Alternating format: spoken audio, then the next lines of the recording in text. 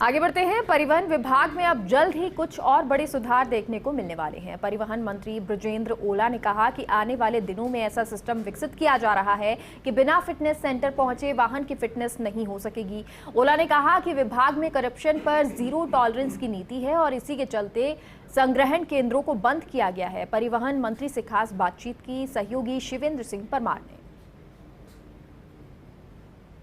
शेखावाटी के कद्दावर नेता बृजेंद्र सिंह ओला को आज से 8 महीने पहले परिवहन विभाग की कमान मिली थी और इन 8 महीनों में ओला ने कोशिश की है कि विभाग की सूरत बदली जाए और इसमें काफ़ी हद तक उनको सफलता भी मिली है। बीते 8 महीने में ओला का क्या रिपोर्ट कार्ड रहा है मिनिस्ट्री में, उन बात करने के लिए हमारे साथ खुद परिवहन मंत्री मौजूद हैं। सर, ऐसे तो 8 महीने में काफ़ी काम किए हैं आपने, जो हमने देखे हैं, दिखाए भी हैं लोगों को, लेकिन आप क्या सबसे महत्वपूर्ण काम मानते हैं जो आपके इस कार्यकाल में हुआ है? सबसे बड़ा काम हमने जो कर संग्रह केंद्र थे, जो राजस्थान की एंट्री पर थे, उनको हमने हटाया है। एक तरह से वो काफ़ी बदनामी झेल रहे थे वो हमारे वो पॉइंट, तो उनको बंद कर दिया। तो अब बिल्कुल निर्बाध गति से इंटर स्टेट जो परिवहन है वो हो पा रहा है। और उसके अलावा बहुत बड़ी समस्या हमारे सामने है, एक्सीडेंट से जो मौतें हो रही हैं उनको हम कैसे कंट्रोल करें, कैसे कम लाएं, कैसे लोगों की ज़िंदगी बचाएं, उसमें भी हमने काफ़ी प्रयत्न किए हैं, कई मीटिंगें की हैं।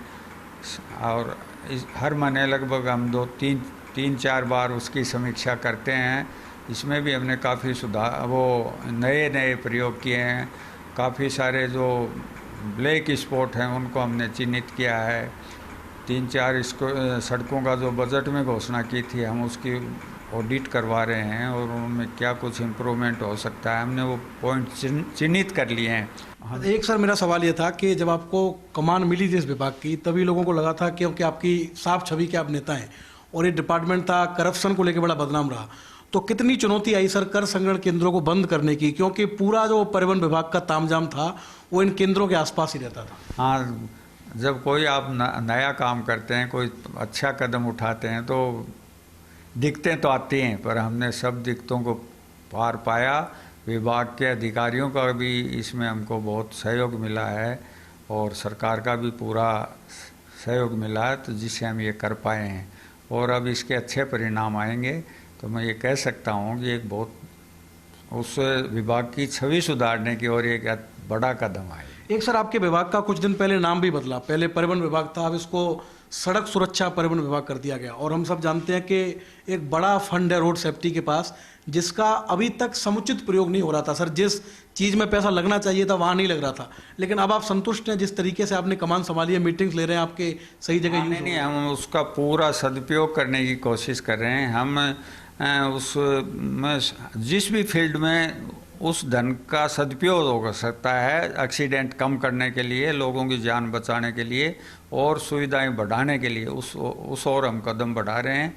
हमने हमारे विभाग के कुछ जो जिनको ट्रेनिंग देनी है उनको ट्रेनिंग भी दिलवा रहे हैं। ड्राइवरों को ट्रेनिंग सेंटर भी हम खोल रहे हैं। हम ये भी कोशिश कर रहे हैं कि नशा करके ड्राइवर गाड़ी नहीं चलाएं।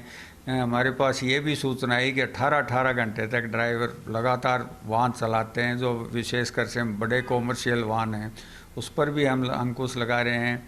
मेरा सर अगला सवाल फिटनेस सेंटरों से जुड़ा हुआ था। कई चीज़ें पटरी पर आई हैं, लेकिन फिटनेस सेंटरों की शिकायतें लगातार अभी आ रही हैं सर, तो आने वाले दिनों में आप ये दावा कर रहे हैं कि लगाम लगाएंगे सर इन फिटनेस? हाँ, नहीं, हम उसको ऐसे व्यवस्था करने जा रहे हैं कि उसमें बिना वाहन आए फिटनेस हो ही नहीं पाएगी।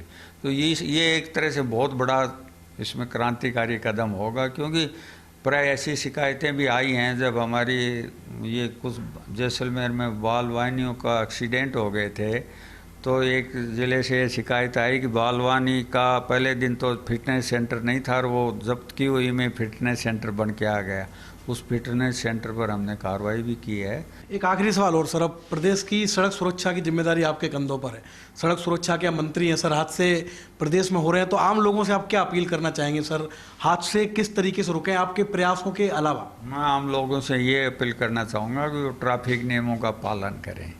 जहाँ कहीं भी उनको लगे कि कोई वाहन ट्रैफिक नियमों का उल्लंघन करके और दूसरे लोगों को नुकसान पहुंचा सकता है, तो हमने हेल्पलाइन भी शुरू कर रखी है। उस पर वो कह सकते हैं, कोई वाहन अगर नशे में कोई चला रहा है तो उसकी भी वो सूचना दे सकते हैं।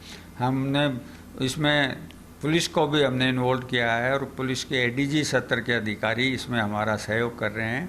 तो ये है परिवहन मंत्री बृजेंद्र सिंह ओला।